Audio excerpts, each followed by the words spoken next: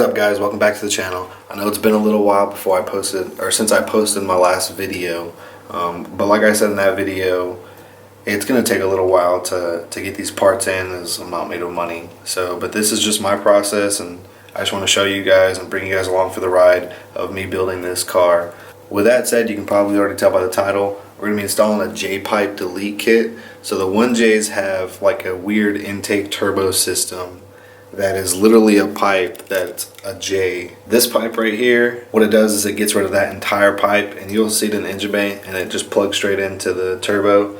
This will go to the MAF, and then from the MAF it'll connect to a pod filter. And this took a while too. I've had this for about like a few weeks now, but it took a while because you have to run longer lines for the vacuums from the valve covers. So I ordered hose off of Amazon because it's hard to find here in Japan, or at least in bulk. For some reason I ordered the wrong one on this one. I ordered 1/4 inch and I needed 1/2 inch. This came silver, but my whole goal is to try to make it as clean as possible in the engine bay and to not really have a lot of stuff stand out. I want kind of more of like a sleeper look to it, so I painted this black. So before we go put this on, let's actually skip to yesterday when I painted this, and let's paint it black.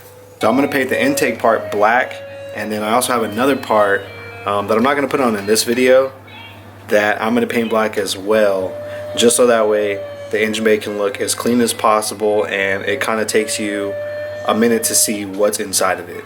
So let's go ahead and let's get started. So of course, with anything you ever paint, you want to make sure that you sand the surface and give it a good clean, get all your fingerprints off of it, get all the nasty like oils off of your hands. And then I like to wear gloves just because I hate getting paint all over myself. And then of course just mask wherever you don't want paint to get to. So I masked off the ends here for the connections, just because I don't want paint on the inside, because over time it'll go away. Then of course it goes into your engine, and nobody wants that.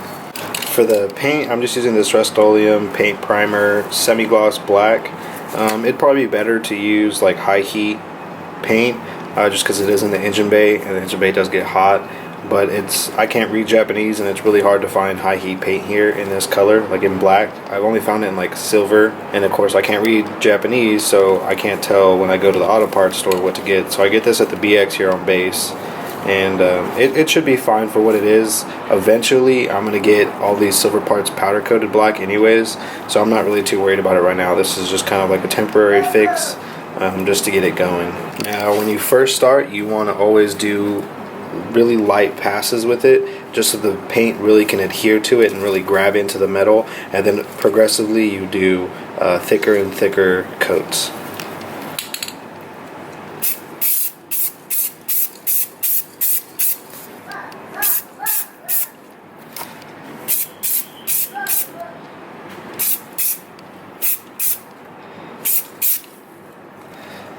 So just something real light so the paint can catch, and then we're gonna let this dry. It should take about like 5-10 minutes for it to get relatively dry enough to spray another coat, and we'll just keep repeating the process till the whole thing is black. Also, for these small guide coats, it's really nice to do like these really thin layers, because then you can see if you have like any reactions in your paint, you know, if it has any like fish eyes, which are just like little dots in the paint where it's not adhering to the piece that you're painting. So this is a really good time to look over it, make sure it's kind of going on smoothly and you're not really having any fish eyes. And of course you don't want to go too heavy because you don't want runs. Here's like my little makeshift paint booth. I'm on my balcony, so it's kind of hard to paint out here, but I took a box that we had and I just cut it up and made like a little tiny booth just to kind of keep it all together in here. Alright, so this is relatively dry now, so let's go ahead and start throwing on another coat, and then of course like I said, we'll get progressively thicker with our coats. Alright, so you can see it looks mostly black on camera, but if you get up close you can still see there's spots where there's still a little bit of silver showing through, which is alright. Like I said, you want to progressively make it blacker and blacker until the final thing is completely all black and you have a nice even coat, no runs, no fish eyes, nothing like that. Alright, so I'm not going to bore you guys with painting this thing over and over again because it's like literally watching paint dry, which is boring. So I'm going to go ahead and finish this up, and then after it's done, we're going to go ahead and go get it on the car. So the pipe it's going to get rid of is this big one right here, and here's the line I was talking about, this one, and then you have this back one right here. And since they're short right here and right here, the relocation is going to go right in there. So you have to run the hosing from down here, and then you have to run it all the way up to back over there. So that's why I needed extra hosing. But it should be relatively simple. It should just bolt right on and off. Just get little clips off, things like that, and it should come right off. Alright, so now you can see I moved the intercooling piping that went right here, and then I removed this top piece right here, this part that goes, oops, that goes like that, and then this runs back to the wastegate.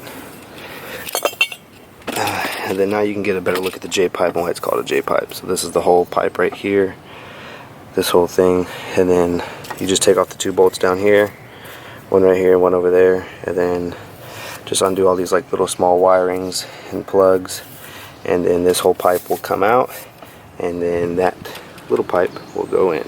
Alright, finally got that gigantic pipe up out of there.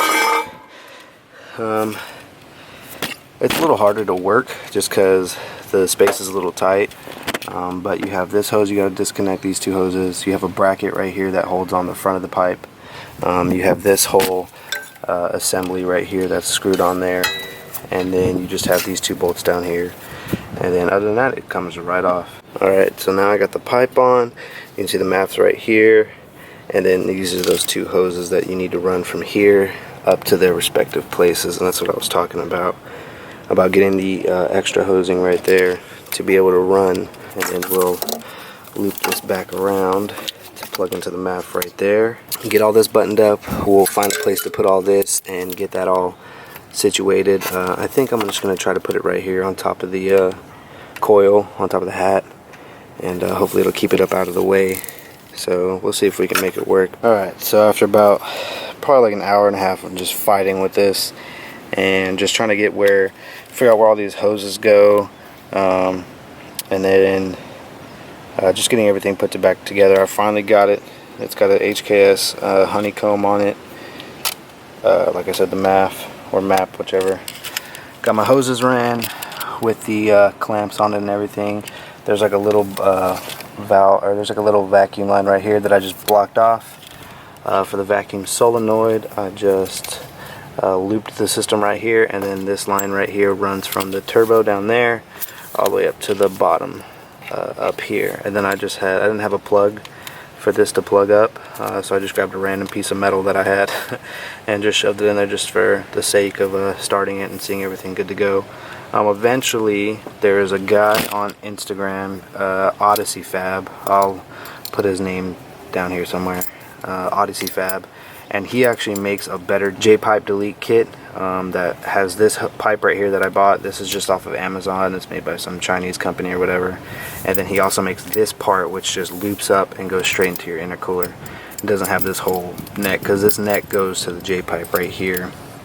That's what this hosing is for, but obviously you don't use it anymore, so I just put a block off it. And after this I'm gonna go run to the store and see if I can find something I can use better than this to plug it with. So this is just temporary, just to start it, alright?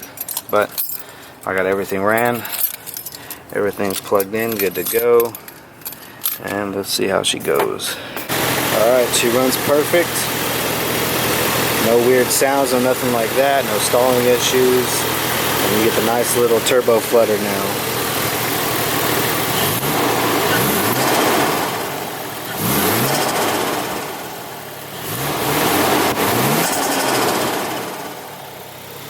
Alright, that's going to be it for this video for now. I hope you guys enjoyed it. Please let me know if you have any suggestions or how you thought the video went down below in the comments. I have another video coming soon. I do have another part that's actually right there. You guys can't see it, sorry. I'm going to be putting it on tomorrow from this video. Hope you guys enjoyed, and I'll catch you in my next one.